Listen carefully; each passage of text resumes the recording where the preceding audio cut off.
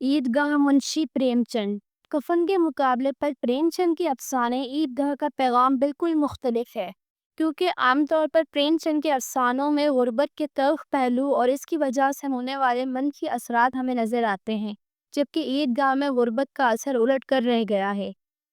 پریم چند کے دوسرے افسانے میں غربت انسانوں کو بے حس اور کن ذہن بناتی ہے، مگر عیدگاہ میں غربت نے افسانے کی مرکزی کردار کو انتہائی حساس، ذہین اور خوددار بنا دیا ہے۔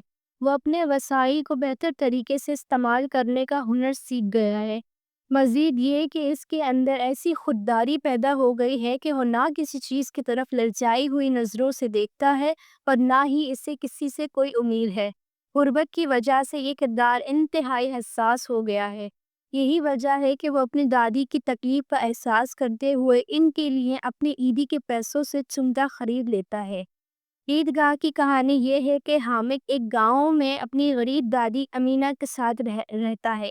اس کے ماں باپ کا انتقال ہو چکا ہے، عید آ گئی ہے اور امینہ کے پاس اتنے پیسے بھی نہیں کہ وہ حامد کے لیے کپڑے بنا سکیں اور جوتے خرید سکیں۔ حامد عیدگاہ جانے کی ضد کرتا ہے تو اسے عیدی کے طور پر 3 پیسے دیتی ہیں۔ حامد کے تمام دوستوں کے پاس عیدی کے کافی پیسے ہیں۔ حامد اپنے دوستوں کے ساتھ عیدگاہ کے بازار پہنچتا ہے تو وہاں کھیلنے کھانے پینے کے بہت سی چیزیں ہوتی ہیں۔ سب بچے کچھ نہ کچھ کھانے پینے لگتے ہیں۔ حامد کا دل بھی کچھ نہ کچھ کھانے کو چاہتا ہے، مگر اس کے پاس پیسے صرف 3 پیسے ہیں۔ اس کی یہ محرومی اسے دلیل ایجاد کرنے پر مائل کرتی ہے۔ وہ خود کو سمجھاتا ہے کہ فلاں چیز سے پیٹ خراب ہو جاتا ہے اور فلاں شے کھانے سے چٹورے پن کی عادت پڑتی ہے۔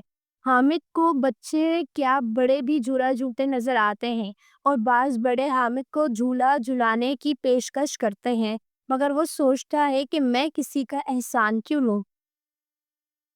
حامد کے دوست کھلونے خریدنے لگتے ہیں۔ حامد کا دل بھی کھلونے خریدنے کو چاہتا ہے، مگر اچانک اسے خیال آتا ہے کہ اس کی دادی امینہ کے پاس دست پناہ یعنی چمٹا نہیں ہے۔ وہ چولہے پر روٹی پکاتی ہیں تو ان کا ہاتھ جل جاتا ہے۔ چنانچہ وہ فیصلہ کرتا ہے کہ کھلونے نہیں خریدے گا بلکہ چمٹا خریدے گا، اور وہ بالآخر چمٹا خرید دیتا ہے۔ وہ چمٹا خرید کر اپنے دوستوں کے پاس پھر بھی ہم اس لحاظ پہنچا سے تو وہ اس کا مذاق اڑانے لگے۔ کہنے لگے کہ حامد نے کھلونے کے بجائے چمٹا خریدا ہے، مگر حامد نے چمٹے کی تعریف میں ایسی تقریریں کہیں کہ چمٹا دیکھتے ہی دیکھتے ویلن سے ہیرو بن گیا اور تمام بچوں کو اپنے کھلونے چمٹے کے سامنے حقیر نظر آنے لگے۔ حامد چمٹا لے کر گھر پہنچا تو امینہ یہ دیکھ کر حیران رہ گئی کہ اس کے 4 سال کے پوتے نے کیسے نس کشی کی ہے اور اس سے اپنی دادی سے کیسی محبت ہے۔ پریم چند نے عیدگاہ اور نماز کو روحانیت کی علامت بنا دیا ہے۔ پریم چند کے فلسفہ حیات میں اصل مساوات معاشی مساوات تھی، مگر انہوں نے اس منظر میں جو مساوات دکھائی ہے وہ اپنی اصل میں روحانی مساوات ہے۔ پریم چند نے نمازیوں کو بجلی کی بتیوں سے تشبیہ دی ہے اور روشنی روحانیت کی علامت ہے۔ پریم چند کے بقول نماز کا منظر دلوں پر وجدانی کیفیت طاری کرتا ہے اور وجدانی کیفیت ماوری کا استعارہ ہے۔ پریم چند نے عیدگاہ میں غربت اور محرومی کو جس طرح افسانے کی مرکزی کردار کی طاقت اور ذہانت بنایا ہے اور اس کے نتیجے میں حامد کا چمٹا جس طرح ہیرو بنتا ہے، اس کا بیان بھی کم اہم اور کم معنی خیز نہیں۔ حامد چمٹا خرید کر دوستوں کے پاس لوٹتا ہے۔ محسن نے ہنستے ہوئے کہا، یہ دست پناہ چمٹا لایا ہے، احمق اس کا کیا کرے گا؟ حامد نے دست پناہ کو زمین پر پٹک کر کہا، ذرا اپنے بھشتی زمین پر گرا دو، ساری پسلیاں چور چور ہو جائیں گی۔ محمود تو یہ دست پناہ کوئی کھلونا ہے؟ حامد، کھلونا کیوں نہیں ہے؟ ابھی کندھے پر رکھا بندوق ہو گیا، ہاتھ میں لیا فقیر کا چمٹا ہو گیا۔ چاہوں تو اس سے تمہاری ناک پکڑ لوں، ایک چماٹا دوں تو تم لوگوں کے سارے کھلونوں کی جان نکل جائے۔ تمہارے کھلونے کتنے ہی زور لگائیں اس کا بال بیگا نہیں کر سکتے۔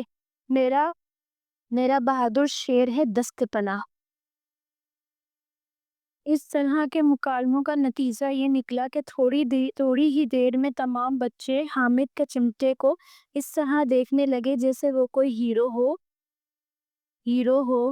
حامد کے تمام دوستوں نے ایک ایک کر کے چمٹے کو ہاتھ میں لیا، اس کا معائنہ کیا اور اپنے کھلونے حامد کو دکھائے، حالانکہ اس سے پہلے وہ حامد کو اپنے کھلونے دکھانے کے لیے تیار تک نہ تھے۔ اس افسانے میں پریم چند نے ایک اور نکتے کی طرف اشارہ کیا ہے کہ اگر انسان کی تربیت درست ہو اور اسے تہذیب و اقدار سکھائی جائے تو اس کا نتیجہ یہ نکلتا ہے کہ انسان اپنی محرومیوں کو کمزوری بننے کے بجائے اپنی طاقت میں تبدیل کر دیتا ہے، جیسے کہ افسانہ عیدگاہ میں غربت اور محرومی نے ایک 4 سال کے بچے کو انتہائی حساس، باشعور اور ذہین بنا دیا۔